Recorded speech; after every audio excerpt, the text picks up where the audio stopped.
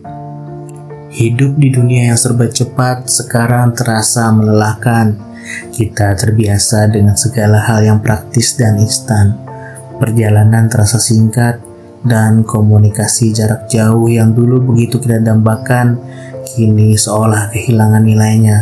Padahal dulu kita membayangkan bagaimana sulitnya berkomunikasi dengan orang yang berjauhan. Kita harus menunggu, bersabar, dan ketika akhirnya mendapat balasan, kita menikmatinya.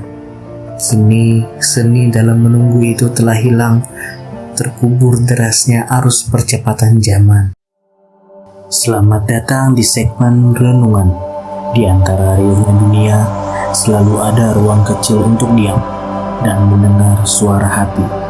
Itulah ruang yang akan kita jelajahi bersama.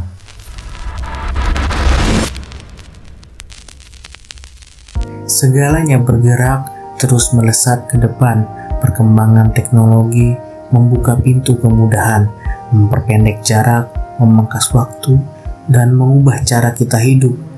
Namun, di balik bayang-bayangnya, kegelapan terdalam manusia pun ikut berkembang, bukan hanya dalam bentuk kemajuan atau konektivitas, tapi juga dalam wujud yang lebih sunyi. Penjudi yang tak lagi butuh meja, perdagangan benda terlarang yang hanya butuh klik dalam aplikasi, atau candu yang menyamar menjadi hiburan.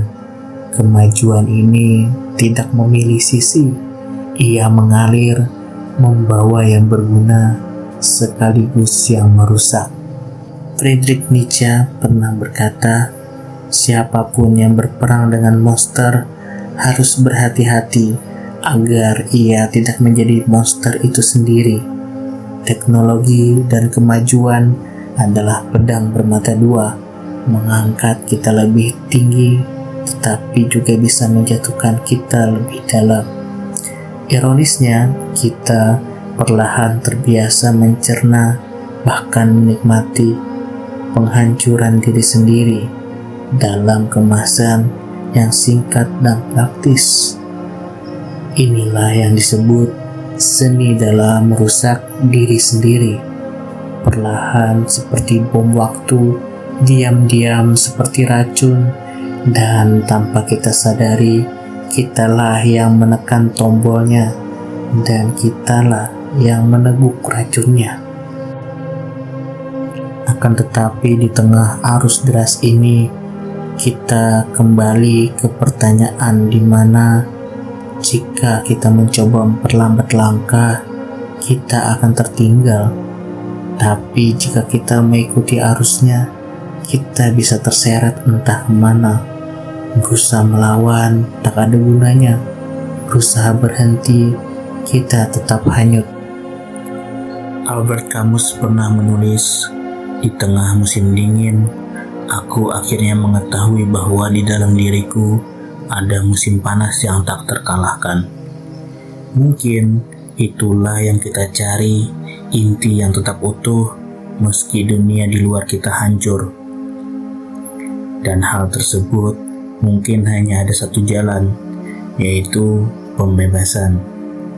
Bukan dari zaman itu sendiri, karena mustahil menghindar, tetapi dari keterikatan kita kepadanya.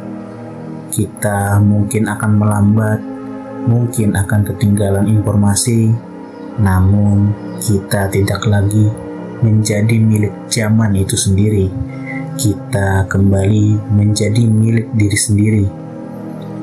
Seperti kata Seneca, filsuf Stoa, bukan karena hidup ini singkat, tetapi karena kita menyia-nyiakannya. Mungkin yang kita butuhkan bukan sekedar melambat, tetapi memilih apa yang layak kita beri waktu, perhatian, dan jiwa. Di tengah gemuruh percepatan dunia, kebebasan sejati mungkin bukan berada di depan atau di belakang arus, melainkan di luar arus itu sendiri. Terima kasih.